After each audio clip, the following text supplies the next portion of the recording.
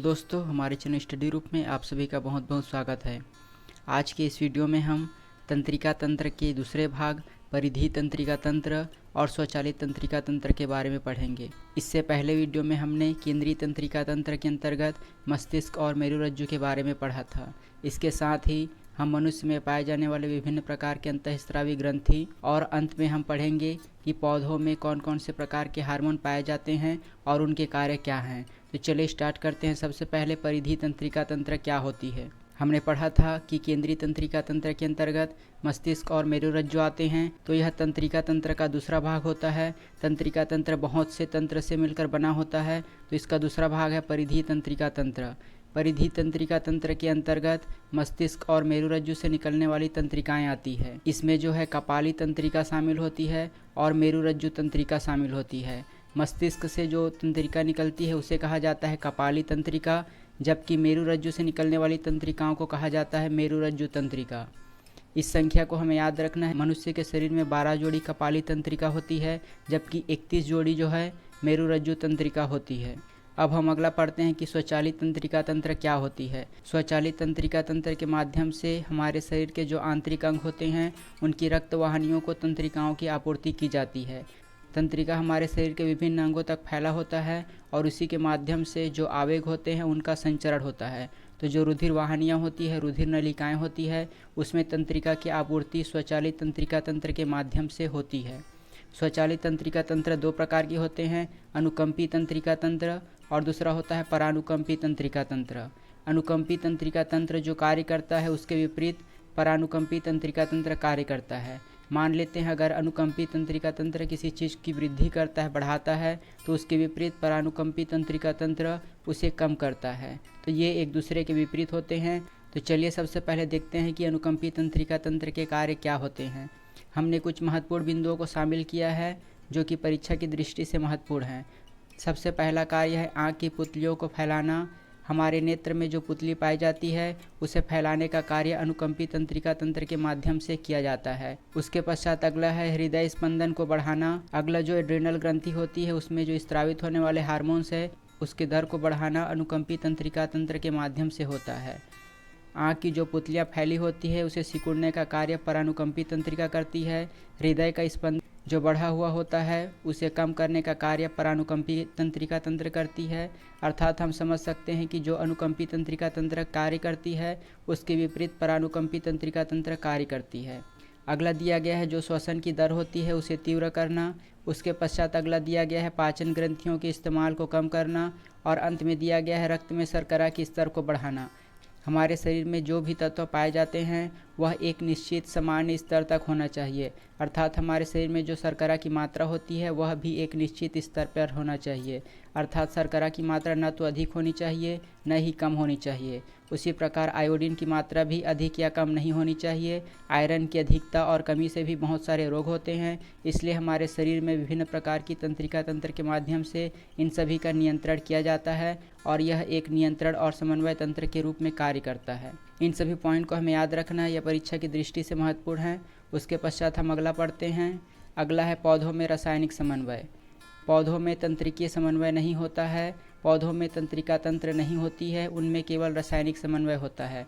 पौधों में विभिन्न प्रकार के हार्मोन होते हैं, उन्हीं हार्मोनों के माध्यम से यह रासायनिक समन्वय की प्रक्रिया संपन्न होती है। इन पादप हार्मोन को कहा जाता है फाइटो हार्मोन। इसे हमें याद रखना है कि पादप हार्मोन को फाइटो हार्मोन भी कहा जाता है और उन्हीं के माध्यम से रासायनिक समन्वय संचालित होता है। हमने पिछले वीडियो में पढ़ा था कि हमारे शरीर में तंत्रिका तंत्र होती है और रासायनिक समन्वय भी होता है। अर्थात तंत्रिका तंत्र के अंतर्गत मस्तिष्क और मेरुरज्जु माध्यम से विभिन्न प्रकार की क्रियाओं को संचालित की जाती है। साथ ही हमारे शरीर में रासायनिक समन्वय भी होता है। अर्थात हमारे शरीर की अंतःस्रावी ग्रंथि के माध्यम से विभिन्न प्रकार के हार्मोन स्रावित होते हैं, उनके माध्यम से भी समन्वय का कार्य होता है। वैसे ही पौधों में केवल रासायनिक समन्वय होता है। पौधों में केवल हार्मोन पाया जाता है और उन्हीं हार्मोन के माध्यम से नियंत्रण की क्रिया होती है। जो हार्मोन होता है वह विशिष्ट प्रकार की कोशिकाओं में निर्मित होती है और यह एक प्रकार का जटिल कार्बनिक पदार्थ होता है जो कि दूसरे कोशिकाओं में स्थानांतरित होकर उसके वृद्धि और विभेदन को प्रभावित करता है। हार्मोन का निर्माण एक विशिष्ट प्रकार की कोशिकाओं में होता है और यह एक प्रकार का जटिल कार्बनिक पदार्थ होता है और यह दूसरी कोशिकाओं में स्थानांतरित होती है। उसके पश्चात वह विभिन्न प्रकार के वृद्धि और विभेदन को प्रभावित करती है, अर्थात कोशिकाओं का विभाजन और कोशिकाओं की वृद्धि, इसके लिए हार्मोन आवश्यक होते हैं। हार्मोन दोनों तरह के कार्य करते हैं, या तो वह वृद्धि को बढ़ा सकता है या वह वृद्धि को घटा सकता है। इसे हमने पढ़ा कि पौधों में केवल रासायनिक समन्वय होता है, पौधों में तंत्रिकीय समन्वय नहीं होता है। अब हम पौधों में पाए जाने वाले विभिन्न प्रकार के हार्मोन के बारे में पढ़ते हैं। सबसे पहला हार्मोन है ऑक्सिन, उसके पश्चात है gibberellin, cytokinin, abscisic acid, ethylene और फाइटोजिन्स। ये सभी हार्मोन्स पौधों में पाए जाते हैं, जिसके माध्यम से पौधों में विभिन्न प्रकार की क्रियाएं संचालित होती है। तो चलिए एक एक कर देखते हैं कि auxin, gibberellin, cytokinin, abscisic acid, ethylene और फाइटोजिन्स ये सभी के कार्य क्या हैं और इनके द्वारा कौन से कार्य संचालित होते हैं। तो सबसे पहला हम पढ़ते हैं ऑक्सिन के बारे में। ऑक्सिन एक प्रकार का हार्मोन्स है जो कि वृद्धि को नियंत्रित करता है। इसे हमें याद रखना है कि ऑक्सिन जो है वृद्धि को नियंत्रित करता है। आप एक शब्दों में अगर पढ़ना चाहें तो ऑक्सिन का मतलब होता है वृद्धि। अगर हमें याद रहे तो हम सभी कार्य को आसानी से याद कर सकते हैं। ऑक्सिन जो है जड़ और तने के शीर्ष पर उत्पन्न होता है और यह विभिन्न प्रकार के कार्यों को संचालित करता है। सबसे पहला कार्य है कोशिकाओं का दीर्घीकरण करता है, मतलब कोशिकाओं का वृद्धि करता है। दूसरा दिया है बीज रहित फल के उत्पादन में मदद करता है। उसके पश्चात अगला दिया गया है यह खरपतवार नियंत्रक, पुष्पन प्रेरित और जड़ों के निर्माण में सहायक होता है। इन सभी बिंदुओं को हमें याद रखना है कि ऑक्सिन के माध्यम से कौन कौन से कार्य संचालित होते हैं। सबसे पहला कार्य होता है कोशिकाओं का दीर्घीकरण करता है। दूसरा कार्य होता है बीज रहित फल के उत्पादन में मदद करता है। अगला दिया है खरपतवार नियंत्रक, पुष्पन प्रेरित और जड़ों के निर्माण में सहायक होता है। पुष्पन प्रेरित मतलब फूलों को खिलने में मदद करता है। खरपतवार नियंत्रक अर्थात पौधों के आसपास विभिन्न प्रकार के खरपतवार पाए जाते हैं, उसके नियंत्रण में भी ऑक्सिन एक महत्वपूर्ण भूमिका निभाता है। उसके पश्चात अगला हार्मोन है जिसे कहा जाता है जिब्रेलिन हार्मोन। जिब्रेलिन हार्मोन के कार्य क्या होते हैं? यह पौधों की लंबाई में वृद्धि करता है। उसके पश्चात अगला कार्य होता है पुष्पन और फल निर्माण को नियंत्रित करता है। यहाँ पर भी हमने देखा कि यह वृद्धि हार्मोन होता है, वैसे ही जिब्रेलिन भी वृद्धि हार्मोन होता है। कोई भी कार्य किसी केवल एक हार्मोन के माध्यम से संपन्न नहीं होता है। ऑक्सिन के कार्य, जिब्रेलिन के कार्य दोनों समान हो सकते हैं, कुछ कुछ मात्रा में वे सहयोग प्रदान करते हैं। तो सबसे पहला कार्य है पौधों की लंबाई में वृद्धि करता है। दूसरा कार्य है पुष्पन और फल निर्माण को प्रेरित करता है, नियंत्रित करता है। उसके पश्चात दिया है बीजों की प्रसुप्ति समाप्त कर अंकुरण में मदद करता है, अर्थात जो बीज होते हैं वह प्रसुप्त अवस्था में होते हैं, शांत अवस्था में होते हैं, तो उसे यह हार्मोन्स उत्तेजित करके इसके अंकुरण में मदद करता है। उसके पश्चात अगला है आनुवांशिक रूप से बौने पौधों की लंबाई में मदद करता है। इसे अगर हमें याद रखना चाहें तो यहाँ पर जिब्रेलिन में सेकंड वर्ड ब दिया है और इसी ब के माध्यम से हम याद रख सकते हैं कि बौने पौधों की लंबाई में वृद्धि करता है, यहाँ पर ब दिया है। और उसी प्रकार दिया गया है कि बीजों की प्रसुप्ति को समाप्त कर अंकुरण में मदद करता है, अर्थात यहाँ पर बीज में भी ब दिया है। तो इसे हम याद रख सकते हैं कि जिब्रेलिन के कार्य क्या होते हैं? बीजों की प्रसुप्ति समाप्त कर अंकुरण में मदद करता है, बौने पौधों की लंबाई को बढ़ाने में भी मदद करता है। यहाँ पर जो 2 पॉइंट दिए गए हैं वे दोनों समान हैं। यहाँ पर भी दिया गया लंबाई में वृद्धि करता है और यहाँ पर भी दिया गया आनुवांशिक रूप से बौने पौधों की लंबाई में मदद करता है। तो इसे हमें याद रखना है कि जिब्रेलिन के कार्य क्या होते हैं। साइटोकाइनिन, साइटोकाइनिन का कार्य क्या होता है? यह कोशिका विभाजन को प्रेरित करता है। पौधों में विभिन्न प्रकार की कोशिकाएं होती है, हमारे शरीर में भी कोशिकाएं होती है जो कि विभाजित होकर अपनी संख्या में वृद्धि करती है और विभिन्न प्रकार की क्रियाओं को संचालित करती है। वैसे ही साइटोकाइनिन जो कि पौधों में एक प्रकार का हार्मोन होता है और यह कोशिका विभाजन को प्रेरित करता है। इसके कार्य क्या होते हैं? सबसे पहला कार्य है कोशिका विभाजन और विभेदन करता है। हमने अभी देखा कि कोशिका विभाजन को प्रेरित करता है, मतलब कोशिका को तोड़ने में यह सहायक होता है। दूसरा कार्य होता है जीर्णता को देर करता है। तीसरा कार्य होता है अग्र प्रभाविता का प्रतिरोध करता है, मतलब अग्र प्रभाविता को रोकने का कार्य साइटोकाइनिन के माध्यम से होता है। परीक्षा में एक अन्य प्रश्न पूछा जाता है कि निम्न में से कौन सा पादप हार्मोन है? तो हमें इन सभी 6 हार्मोन का नाम याद रखना है और उसके पश्चात हमें सही का चयन करना है कि निम्न में से कौन सा पादप हार्मोन है। अगला हम एब्सिसिक एसिड के बारे में पढ़ते हैं। एब्सिसिक एसिड एक प्रकार का वृद्धि रोधक हार्मोन्स है। वृद्धि रोधक मतलब यह लंबाई को रोकने का कार्य करता है इस हार्मोन के माध्यम से, और इस हार्मोन्स के माध्यम से प्रतिकूल परिस्थितियों का सामना करने में मदद की जाती है। यह एक महत्वपूर्ण हार्मोन है। इसे हम कम शब्दों में पढ़ना चाहें तो इसे हमें याद रखना है कि यह एक प्रकार का वृद्धि रोधक हार्मोन्स है। इसके कार्य क्या हैं? सबसे पहला, यह पतझड़ की क्रिया को बढ़ाता है दूसरा कार्य दिया गया है कि यह रंध्रों को बंद कर वाष्पोत्सर्जन को कम करता है। पौधों में जब जल की पर्याप्त मात्रा हो जाती है तो रंध्रों को बंद कर वाष्पोत्सर्जन की दर को कम करने का कार्य इस हार्मोन्स के माध्यम से होता है। अगला कार्य होता है बीजों के अंकुरण और कलिका वृद्धि को रोकता है।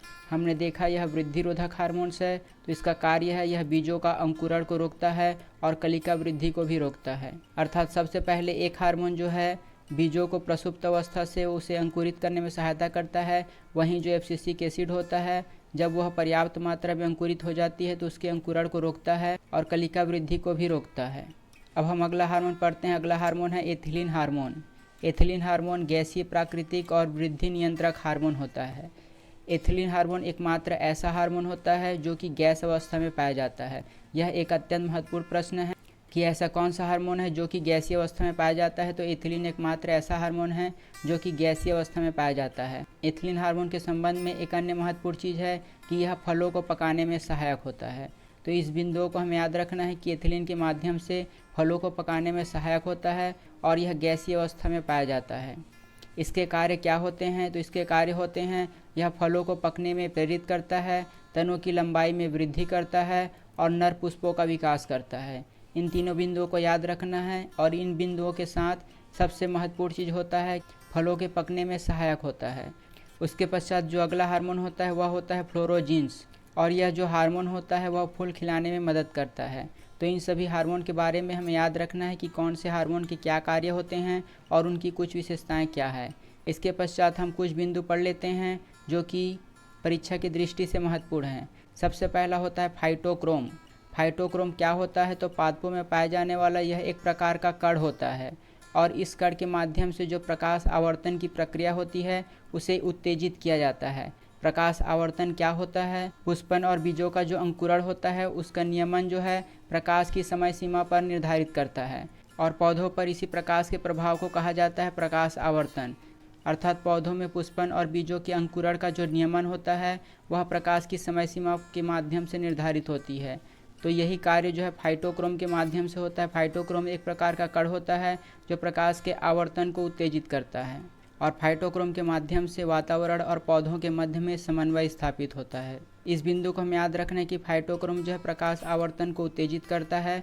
और प्रकाश आवर्तन क्या होता है? तो प्रकाश आवर्तन जो है पुष्प और बीजों के अंकुरण के नियमन प्रकाश की सीमा द्वारा निर्धारित होती है और इसी प्रक्रिया को कहा जाता है प्रकाश आवर्तन। इसके पश्चात हम मनुष्य में पाए जाने वाले रासायनिक समन्वय के बारे में पढ़ते हैं। रासायनिक समन्वय की क्रिया जो है अंतःस्रावी ग्रंथि के माध्यम से होती है और अंतःस्रावी ग्रंथियों को मिलाकर कहा जाता है अंतःस्रावी तंत्र। अंतःस्रावी ग्रंथियाँ हमारे शरीर में विभिन्न प्रकार के हार्मोन स्रावित करती है और उन्हीं हार्मोन के माध्यम से हमारे शरीर में रासायनिक समन्वय की प्रक्रिया संचालित होती है। तो इस विशिष्ट प्रकार के रसायन को कहा जाता है हार्मोन, जिसका स्रावण जो है अंतःस्रावी ग्रंथियों के माध्यम से होता है। हार्मोन का सामान्य अर्थ होता है उद्दीपन। और हार्मोन के कार्य क्या होते हैं? तो हार्मोन के बहुत से कार्य होते हैं। यह हमारे शरीर में बहुत से कार्यों को संचालित करती है। तो कुछ महत्वपूर्ण कार्य देख लेते हैं। यह जनन संबंधी, वृद्धि और विकास संबंधी कार्यों को संचालित करती है। साथ ही यह उपापचयन और समस्थापन संबंधी कार्यों को भी इस हार्मोन्स के माध्यम से किया जाता है। समस्थापन की प्रक्रिया हमने पिछले वीडियो में पढ़ा था कि जो स्वतः प्रक्रिया होती है उसे समस्थापन प्रक्रिया कहा जाता है। तो इन सभी कार्यों का संचालन हार्मोन के माध्यम से होता है। हार्मोन जो है रासायनिक तौर पर एक प्रकार का प्रोटीन होता है, पेप्टाइड होता है और स्टेरॉइड्स होता है। इसे हमें याद रखना है कि जो हार्मोन होता है वह रासायनिक तौर पर प्रोटीन, पेप्टाइड और स्टेरॉइड होता है। जो अंतःस्रावी ग्रंथि होती है वह नलिका विहीन ग्रंथि होती है, अर्थात इसमें नलिका नहीं होती है। यह नलिका विहीन या नलिका रहित ग्रंथि होती है। इसमें हार्मोन के स्रवण के लिए नलिका नहीं होती है। इसमें जो ग्रंथियां होती है वह सीधे हार्मोन को रुधिर में मिला देती है, अर्थात इसमें नलिका नहीं होती है। जैसे बाह्य स्रावी ग्रंथि में नलिका होती है जिसके माध्यम से हार्मोन जो है विभिन्न स्थानों पर पहुंचती है, परंतु अंतःस्रावी ग्रंथि में नलिका नहीं होती है। यह सीधे हार्मोन को रक्त में मिला देती है और रक्त के माध्यम से उसे शरीर के विभिन्न भागों में ले जाया जाता है और विभिन्न प्रकार के कार्यों को संचालित किया जाता है। तो चलिए देखते हैं कि मनुष्य के शरीर में कौन कौन सी अंतःस्रावी ग्रंथि पाई जाती है और उनके कार्य क्या होते हैं, उनके द्वारा स्रावित हार्मोन कौन कौन से होते हैं। मनुष्य के शरीर में विभिन्न प्रकार की ग्रंथियां पाई जाती है। सबसे पहली ग्रंथि है थायराइड ग्रंथि, उसके पश्चात होती है पीयूष ग्रंथि। थायराइड ग्रंथि गले में पाई जाती है, पीयूष ग्रंथि मस्तिष्क में पाई जाती है। अग्नाशय ग्रंथि अग्नाशय में पाई जाती है। अंडाशय और वृषण ग्रंथि ये दोनों जनन ग्रंथियाँ होती है। उसके पश्चात पैराथायराइड ग्रंथि जो कि गले में पाई जाती है, और अंत में है एड्रिनल ग्रंथि जो कि वृक्क में पाई जाती है। तो चलिए हम एक एक करके सबके बारे में पढ़ते हैं। सबसे पहले हम पीयूष ग्रंथि के बारे में पढ़ते हैं। पीयूष ग्रंथि मस्तिष्क में पाई जाती है और इसे मास्टर ग्रंथि कहा जाता है। मास्टर ग्रंथि इसलिए कहा जाता है क्योंकि यह हमारे शरीर में विभिन्न प्रकार की अंतःस्रावी ग्रंथियों का नियंत्रण करती है। हमारे शरीर में जितने भी अंतःस्रावी ग्रंथि होती है उन सभी के नियंत्रण का कार्य जो है पीयूष ग्रंथि के माध्यम से होता है। अर्थात पीयूष ग्रंथि अंतःस्रावी ग्रंथियों को सूचना देता है कि उसे कब हार्मोन का स्त्रवण करना है और कब हार्मोन के स्त्रवण को रोकना है। तो इस कार्य के कारण पीयूष ग्रंथि को कहा जाता है मास्टर ग्रंथि। पीयूष ग्रंथि स्वयं विभिन्न प्रकार के हार्मोन स्रावित करते हैं और उन हार्मोन्सों के माध्यम से हमारी जो हड्डियां होती है उसका वृद्धि होता है और ऊतकों का विकास होता है। तो चलिए देखते हैं कि पीयूष ग्रंथि के माध्यम से कौन कौन से हार्मोन स्रावित होते हैं। सबसे पहला हार्मोन होता है उसे कहा जाता है वृद्धि हार्मोन। इसे वृद्धि हार्मोन इसलिए कहा जाता है क्योंकि यह वृद्धि में सहायक होता है। यह जो है हड्डियों की वृद्धि को नियंत्रित करता है, इस कारण इसे वृद्धि हार्मोन कहा जाता है।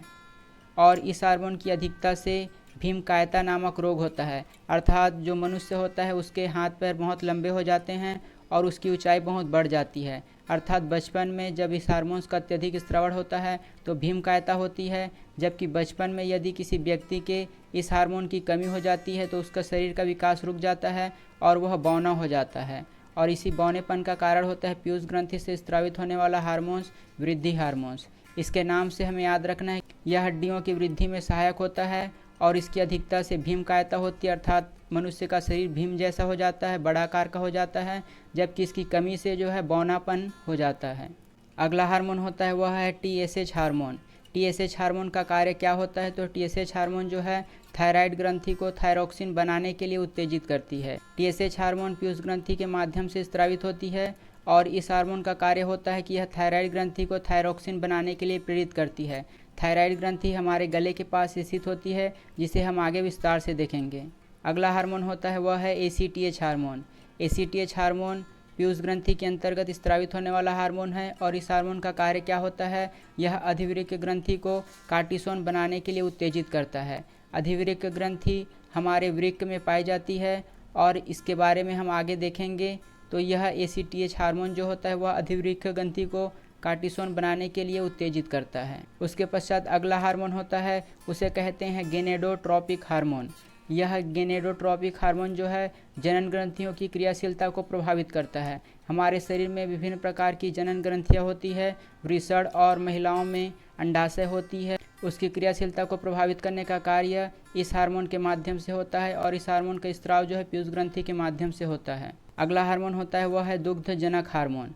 दुग्धजनक हार्मोन का कार्य क्या होता है? तो वह शिशुओं के लिए स्तनों में दुग्ध स्राव को प्रेरित करता है और इसका स्रवण भी पीयूष ग्रंथि के माध्यम से होता है। प्रसव के पश्चात जब शिशु का जन्म होता है तो उसके पश्चात स्तनों से दुग्ध स्राव का कार्य इसी हार्मोन के माध्यम से होता है। उसके पश्चात अगला हार्मोन होता है वेसोप्रेसिन हार्मोन।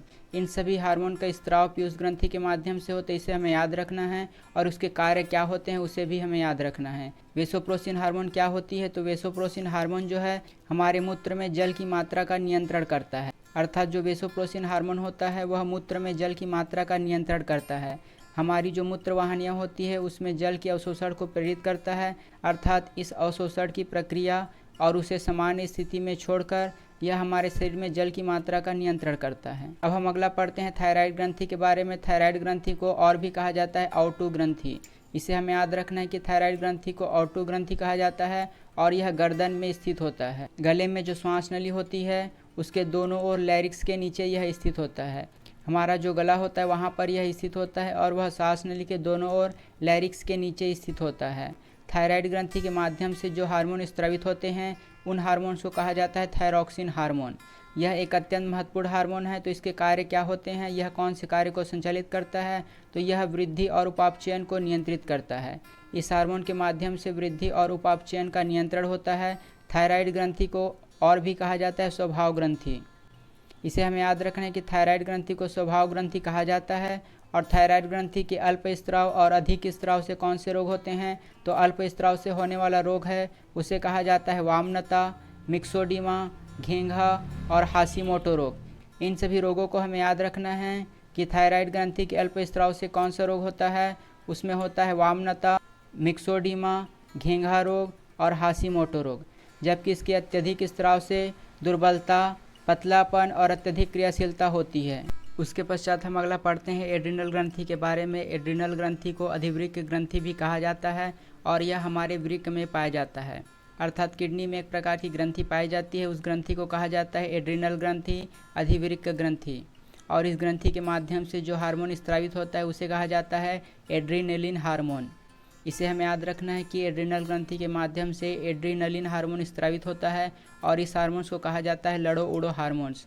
यह परीक्षा में पूछा जा चुका है कि निम्न में से किस हार्मोन को लड़ो उड़ो हार्मोन कहा जाता है, तो एड्रिनल हार्मोन को लड़ो उड़ो हार्मोन कहा जाता है। और इस हार्मोन के माध्यम से मनुष्य में क्रोध, घबराहट आदि की स्थिति का नियंत्रण होता है। उसके पश्चात हम लिंग हार्मोन के बारे में पढ़ते हैं। लिंग हार्मोन जो होता है उसके माध्यम से हमारे जो बाह्य लिंग होते हैं और यौन आचरण, इन सभी का नियंत्रण होता है। पुरुषों में जिस प्रकार का लिंग हार्मोन पाया जाता है उस हार्मोन को कहा जाता है एंड्रोजन्स, और जबकि महिलाओं में पाए जाने वाले हार्मोन को कहा जाता है एस्ट्रोजन्स। इन दोनों को हमें याद रखना है कि पुरुषों के लिंग हार्मोन को एंड्रोजन्स कहा जाता है, जबकि महिलाओं के लिंग हार्मोन को कहा जाता है एस्ट्रोजन। इसके माध्यम से विभिन्न प्रकार के कार्यों को संचालित किया जाता है। यह मनुष्यों में बाह्य लिंग और यौन आचरण आदि का नियंत्रण करता है। इसके पश्चात हम अगला पढ़ते हैं परावटु ग्रंथि, जिसे पैराथायराइड ग्रंथि कहा जाता है। यह ग्रंथि भी गले में स्थित होती है, तो इसे हमें याद रखना है कि परावटु ग्रंथि को पैराथायराइड ग्रंथि कहा जाता है। पैराथायराइड हार्मोन का कार्य क्या होता है, तो पैराथायराइड हार्मोन जो होता है वह रुधिर में Ca2+ आयन और PO4 आयनों का नियमन करता है। अर्थात पैराथायराइड हार्मोन के माध्यम से रुधिर में कैल्शियम आयन और जो फास्फोरस के आयन होते हैं उनका नियमन किया जाता है। और इस हार्मोन का स्त्रवण कब होता है, तो इस हार्मोन का स्त्रवण तभी होता है जब हमारे शरीर में कैल्शियम की कमी हो जाती है। तो इसे हमें याद रखना है कि हमारे शरीर में कैल्शियम की कमी होने पर पैराथायराइड हार्मोन स्रावित होता है और यह कैल्शियम की मात्रा को नियंत्रित करता है, उसके स्तर को सामान्य करता है।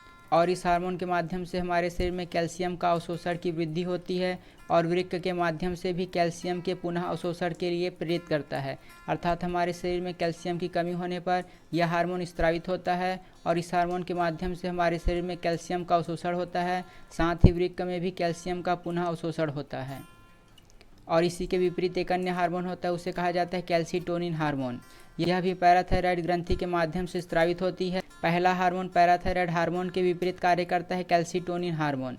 जब मनुष्य के रक्त में कैल्शियम की मात्रा अधिक हो जाती है तो कैल्सीटोनिन हार्मोन के माध्यम से उसका नियंत्रण किया जाता है, उसे सामान्य स्थिति में पहुंचाया जाता है। एक और जहां मनुष्य के शरीर में कैल्शियम की कमी होने पर पैराथायराइड हार्मोन स्रावित होता है, वहीं दूसरी ओर कैल्सीटोनिन हार्मोन के माध्यम से कैल्शियम की अधिकता होने पर उसे सामान्य स्थिति में लाया जाता है। अर्थात यह पैराथायराइड हार्मोन के विपरीत कार्य करता है। इसके पश्चात हम अगला ग्रंथि पढ़ते हैं। अगला ग्रंथि है थाइमस ग्रंथि। थाइमस ग्रंथि वक्ष में स्थित होती है और इसके द्वारा स्रावित होने वाले कौन कौन से हार्मोन हैं, तो इसके द्वारा स्रावित होने वाला हार्मोन है थाइमिन हार्मोन और थाइमोसिन हार्मोन। इन दोनों का स्रावण थाइमस ग्रंथि के माध्यम से होती है और इसके कार्य क्या होते हैं, तो यह जो है लिम्फोसाइट कोशिका बनाने में सहायक होता है। हमारे शरीर में श्वेत रक्त कणिका, जिसे लिम्फोसाइट्स भी कहा जाता है, तो वह उसकी कोशिका निर्माण में सहायक होता है। हम जानते हैं कि श्वेत रक्त कणिका हमारे शरीर की रक्षक कोशिका होती है, अर्थात वह हमारे शरीर को विभिन्न प्रकार के जीवाणु और विषाणुओं के आक्रमण से बचाती है। तो इन्हीं कोशिकाओं के निर्माण में थाइमस ग्रंथि सहायक होती है। और जो लिम्फोसाइट होती है वह शरीर में एंटीबॉडी बनाकर शरीर की सुरक्षा स्थापित करने में सहायक होती है। अर्थात जो थाइमस ग्रंथि होती है वह लिम्फोसाइट कोशिका का निर्माण कर हमारे शरीर में एंटीबॉडी बनाकर हमारे शरीर की सुरक्षा तंत्र के रूप में कार्य करती है। अगला ग्रंथि हम पढ़ते हैं, वह है अग्नाशय ग्रंथि। अग्नाशय ग्रंथि में कुछ दीपिकाएँ होती है, अर्थात उसमें संरचना होती है। उस संरचना को कहा जाता है लैंगरहैंस की दीपिकाएँ। यह जो है गुच्छेनुमा संरचना होती है और इस नाम को हमें याद रखना है। लैंगरहैंस की दीपिकाएँ कहाँ पाई जाती है, तो वह जो है अग्नाशय में पाई जाती है। अग्नाशय एक प्रकार की अंतःस्रावी और बाह्यस्रावी दोनों प्रकार की ग्रंथि है। अब हम पढ़ते हैं कि इनके माध्यम से कौन कौन से हार्मोन स्रावित होते हैं। तो सबसे पहला हार्मोन होता है, उसे कहा जाता है ग्लूकागान हार्मोन। ग्लूकागान हार्मोन जो है ऊतकों में ग्लूकोज के उत्पादन में सहायक होते हैं, अर्थात हमारे शरीर में ग्लूकोज की कमी होने पर यह ग्लूकागान हार्मोन के माध्यम से ऊतकों में ग्लूकोज का उत्पादन किया जाता है। जबकि दूसरी ओर जो इंसुलिन हार्मोन होता है वह हमारे शरीर में ग्लूकोज की मात्रा का नियंत्रण करता है। यह एक अन्य महत्वपूर्ण प्रश्न है कि जो लैंगरहैंस की दीपिकाएँ होती है उसमें बहुत प्रकार की कोशिकाएं होती है, अल्फा कोशिका, बीटा कोशिका। तो जो इंसुलिन हार्मोन होता है उसका स्त्रवण जो है बीटा कोशिका के माध्यम से होता है। यह परीक्षा में पूछा जा चुका है। इंसुलिन हार्मोन का स्त्रवण जो है वह अग्नाशय की किस कोशिका के माध्यम से होती है, तो वह जो है बीटा कोशिका के माध्यम से स्रावित होती है। मैंने अभी बताया कि हमारे शरीर में विभिन्न प्रकार के तत्वों का स्तर सामान्य होना चाहिए, अर्थात अगर हमारे शरीर में ग्लूकोज की मात्रा कम होती है तो उसे सामान्य स्थिति तक लाने का कार्य ग्लूकागॉन हार्मोन के माध्यम से किया जाता है, जबकि अगर हमारे शरीर में ग्लूकोज की मात्रा अधिक है तो यह इंसुलिन हार्मोन के माध्यम से उसे नियंत्रित किया जाता है। इस पॉइंट को हमें याद रखना है कि जो इंसुलिन हार्मोन होता है उसका स्त्रवण जो है अग्नाशय में होता है। इंसुलिन हार्मोन के माध्यम से ग्लूकोज से ग्लाइकोजन में परिवर्तन की दर को बढ़ाया जाता है, अर्थात यह इंसुलिन हार्मोन जो है हमारे शरीर में ग्लूकोज की अत्यधिक मात्रा को नियंत्रित करने में सहायक होता है, उसके उपापचयन में सहायक होता है और इसी के अल्प स्राव से हमारे शरीर में ग्लूकोज की मात्रा बढ़ जाती है। इंसुलिन हार्मोन अग्नाशय में पाया जाता है और इसके अल्प स्राव से शुगर, जिसे डायबिटीज कहा जाता है, वह रोग होता है और इसके अल्प स्राव से मधुमेह रोग होता है, जबकि इसके अत्यधिक स्त्रवण से हाइपोग्लाइसेमिया रोग होता है। इन दोनों रोगों को हमें याद रखना है कि इंसुलिन हार्मोन अल्प स्राव से मधुमेह रोग होता है, जबकि इसके अत्यधिक स्राव से हाइपोग्लाइसेमिया रोग होता है। अब हम अगला जनन ग्रंथियों के बारे में पढ़ते हैं। पुरुषों में जो जनन ग्रंथि होती है उसे कहा जाता है वृषण, जबकि महिलाओं में जो जनन ग्रंथि होती है उसे कहा जाता है अंडाशय। तो पुरुषों के जो जनन अंग होते हैं उसे वृषण कहा जाता है और उसके द्वारा स्रावित होने वाला हार्मोन है उसे कहा जाता है टेस्टोस्टेरोन हार्मोन, जबकि महिलाओं में विभिन्न प्रकार के हार्मोन स्रावित होते हैं, जिसमें हार्मोन होता है एस्ट्रोजन, प्रोजेस्टेरॉन और रिलैक्सिन। पुरुषों में जो हार्मोन स्रावित होता है उसे कहा जाता है टेस्टोस्टेरोन हार्मोन्स और इसके माध्यम से हमारे शरीर के जो द्वितीयक लैंगिक लक्षण होते हैं, जैसे कि दाढ़ी, मूछ, ये सभी में बाल आना, आवाज़ में भारीपन आना, इन सभी के लिए यह जो हार्मोन होता है वह उत्तरदायी होता है और इसी हार्मोन के माध्यम से हमारे शरीर में द्वितीयक लैंगिक लक्षण प्रदर्शित होते हैं। जबकि महिलाओं में जो जनन ग्रंथि होती है उसे अंडाशय कहा जाता है और उसमें कौन कौन से हार्मोन स्रावित होते हैं। सबसे पहला हार्मोन होता है एस्ट्रोजन, जबकि अगला हार्मोन होता है प्रोजेस्टेरॉन और उसके पश्चात होता है रिलैक्सिन हार्मोन्स। यह हार्मोन अलग अलग कार्यों को संपादित करते हैं। सबसे पहला हार्मोन एस्ट्रोजन जो होता है वह गर्भाशय की अवस्था में और स्तनों के विकास को प्रेरित करता है, अर्थात जो महिलाएं होती है उसके गर्भाशय और उनके स्तनों के विकास के लिए एस्ट्रोजन जो है उत्तरदायी होता है। जबकि अगला हार्मोन होता है वह प्रोजेस्टेरॉन हार्मोन होता है और इस हार्मोन के माध्यम से जो दुग्ध ग्रंथियां होती है वह सक्रिय होती है। हमने हाइपोथैलेमस के बारे में पढ़ा था जब हमने मस्तिष्क की संरचना पढ़ी थी, तो हाइपोथैलेमस के माध्यम से एक प्रकार का हार्मोन्स ऑक्सीटोसिन हार्मोन्स स्रावित होता है। ऑक्सीटोसिन हार्मोन्स जो है महिलाओं के प्रसव के पश्चात उनके स्तनों से दुग्ध स्रावित करने में सहायक होता है। जो पशु होते हैं उनमें भी इसी इंजेक्शन को लगाया जाता है, ऑक्सीटोसिन हार्मोन्स का इंजेक्शन, जिसके कारण वह अधिक दूध देते हैं। तो इसे हमें याद रखना है कि ऑक्सीटोसिन हार्मोन जो होता है वह हाइपोथैलेमस में पाया जाता है और उसके माध्यम से दुग्ध का स्राव होता है। और एक अन्य होता है प्रोजेस्टेरॉन हार्मोन और यह भी जो दुग्ध ग्रंथियाँ होती है उन्हें सक्रिय करने का कार्य करता है। जबकि अगला होता है रिलैक्सिन। रिलैक्सिन का कार्य क्या होता है, तो वह गर्भाशय को सिकुड़ने से रोकता है, अर्थात गर्भावस्था में यह गर्भाशय को सिकुड़ने से रोकता है। साथ ही यह गर्भाशय ग्रीवा को चौड़ा करके बच्चे के जन्म में सहायक होता है, अर्थात प्रसव के दौरान यह रिलैक्सिन स्रावित होता है। उसके माध्यम से जो गर्भाशय की ग्रीवा होती है उसे चौड़ा किया जाता है और बच्चे के जन्म में यह सहायक होता है, अर्थात महिलाओं में ये सभी हार्मोन स्रावित होते हैं। इसे हमें याद रखना है। पुरुषों में स्रावित होने वाला हार्मोन है टेस्टोस्टेरोन हार्मोन, जबकि महिलाओं में स्रावित होने वाला हार्मोन है एस्ट्रोजन हार्मोन, प्रोजेस्टेरॉन हार्मोन और रिलैक्सिन हार्मोन। परीक्षा की दृष्टि से ये सभी महत्वपूर्ण हैं। तो आज के लिए बस इतना ही। अगले वीडियो में हम कोशिका की संरचना और कोशिका की क्रियाविधि के बारे में पढ़ेंगे। तो अगर आपको हमारी ये वीडियो अच्छी लगी और आगे भी ऐसे ही और वीडियो पाना चाहते हैं तो हमारे चैनल को सब्सक्राइब कीजिए और बगल का नोटिफिकेशन बेल भी ऑन कर दीजिए ताकि हमारे द्वारा डाली गई सारी वीडियो आप तक पहुँचे सबसे पहले। धन्यवाद।